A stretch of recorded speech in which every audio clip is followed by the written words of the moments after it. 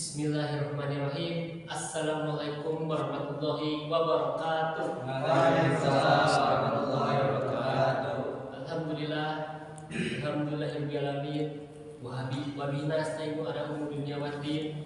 Asyhadu an la ilaha illallah wahdahu la syarikalah wa asyhadu anna Muhammadan abduhu wa rasuluh. Al-nabiyyu amma ba'd. Pertama-tama, mari kita upayakan puji dan syukur kita kepada Allah Subhanahu wa Ta'ala yang telah memberi rahmat dan kasih sayangnya untuk kita semua.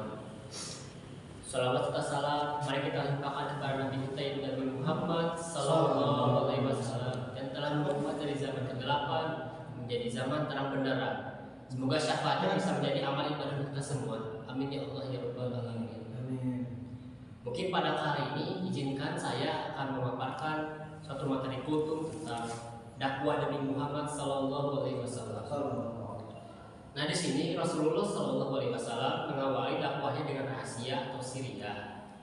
Sudah merupakan satu hal yang wajar dan alamiah apabila Rasulullah Sallallahu Alaihi Wasallam menyampaikan rahasia tersebut kepada orang yang paling dekat dengannya, dari keluarganya, para tabi'innya, teman-teman dekatnya, dan selain itu juga kepada orang yang diharapkan kebaikannya melalui pertimbangan dan cara memilih orang yang dapat dijadikan sebagai teman berkomunikasi. Nah, sehingga muncullah orang-orang yang memenuhi panggilan tersebut. Yang paling utama diantaranya yang pertama ada Khadijah binti Khuwailid, yaitu istri dari Rasulullah Shallallahu Alaihi Wasallam. Lalu yang kedua ada Waraqah bin Nawfal. Nah, di sini Rasulullah Shallallahu Alaihi Wasallam bersabda, janganlah ada yang saling mencemooh dengan Waraqah bin Nawfal, karena aku telah melihat melihat sebuah surga atau dua buah surga karenanya. Lalu di sini Nabi Muhammad ada nabi terakhir yang diutus oleh Allah Subhanahu Wa Taala. Lalu ada pun beberapa mengenai ciri-ciri dakwah Rasulullah Shallallahu Alaihi Wasallam dibuka. Yang pertama, dakwah difokuskan pada upaya menyampaikan dakwah dengan cara siriyah maupun jahriyah, dimulai dari orang-orang yang paling dekat, lalu dalam rangka menyelamatkan manusia dari kegelapan menuju alam terang benderang. Lalu yang kedua, memperhatikan beberapa aspek tarbiyah bagi penerima dakwah. Nah, yang ketiga, berusaha agar tidak terjadi kontak fisik dengan musuh atau kaum kafir Quraisy. Lalu yang keempat, selalu aktif bermanuver dalam dakwah dan tidak bertanya di tempat mulai tumbuhnya, yaitu melakukan kegiatan dan menentukan strategi berkesinambungan untuk dakwah Rasulullah Shallallahu Alaihi Wasallam ke depan. Lalu di sini ada turunlah ayat Al-Quran untuk memerintahkan dakwah, yaitu Quran surat Al-Hijr ayat 94 yang artinya, maka sampaikanlah olehmu secara terang-terangan apa yang diperintahkan dan berpalinglah dari orang-orang musyrik. Lalu selanjutnya dakwah Nabi Muhammad Sallallahu Alaihi Wasallam secara terang-terangan pertama kali dilakukan di Bukit Sofa. Dalam dakwah itu juga Nabi Muhammad Sallallahu Alaihi Wasallam menjelaskan bahwa bukanlah aku diutus oleh Allah Subhanahu Wa Taala, melainkan untuk mengajak mereka menyembah Allah Subhanahu Wa Taala dan meninggalkan berhala.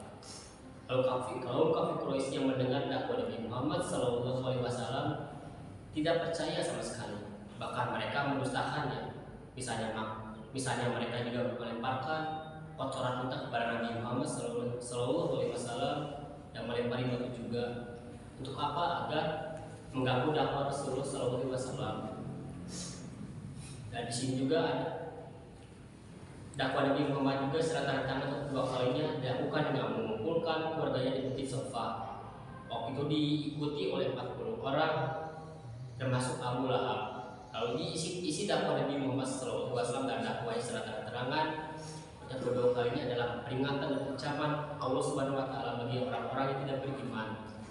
Sebaliknya kenikmatan surga bagi orang-orang yang beriman kepada Allah Subhanahu Wa Taala.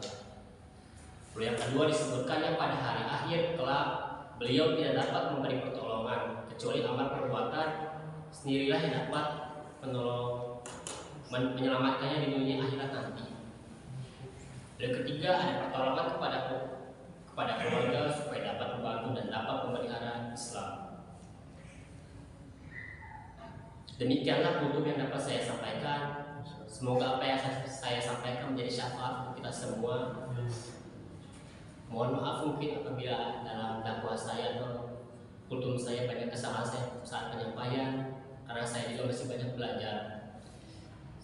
Kita tutup bersama dengan hamdalah bersama-sama. Alhamdulillah. Mungkin cukup sekian dari dakwah saya. Wabillahi taufiq wal hidayah. Wassalamualaikum warahmatullahi wabarakatuh. Waalaikumsalam warahmatullahi wabarakatuh.